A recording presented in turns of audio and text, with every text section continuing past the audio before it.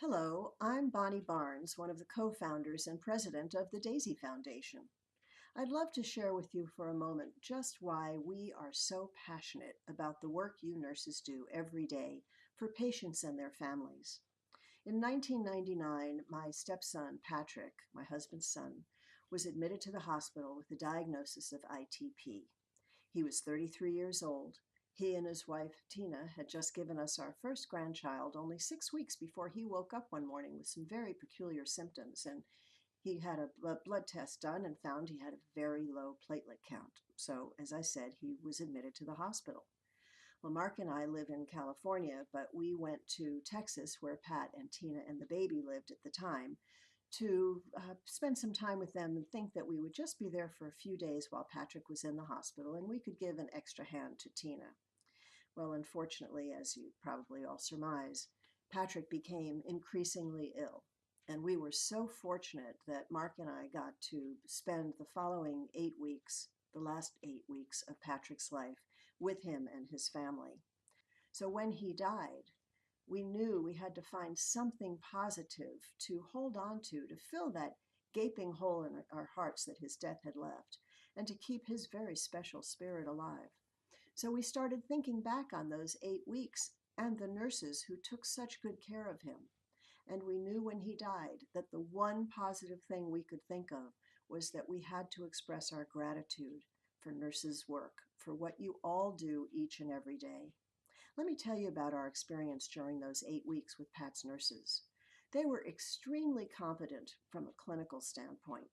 They were really good at assessing those nuanced changes that seem to be happening all the time. They performed some incredible life-saving acts during those 8 weeks that we never thought Patrick would get through.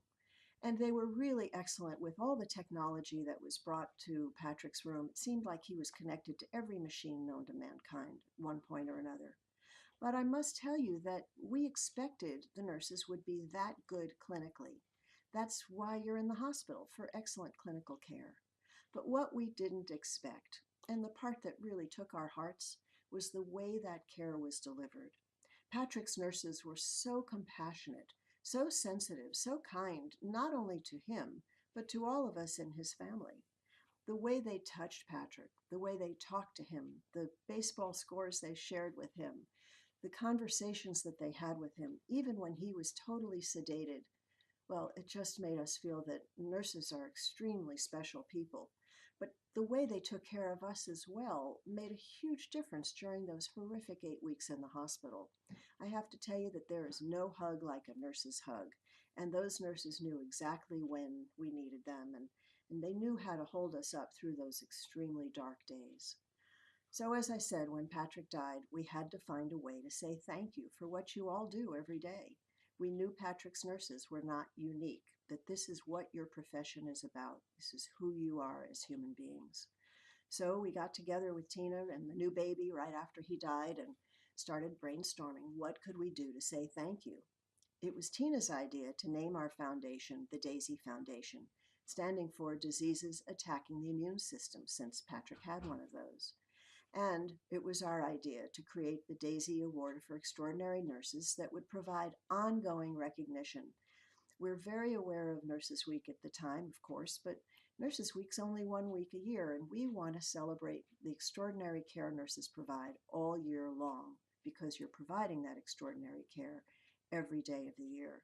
So the Daisy Award was designed to provide that ongoing recognition.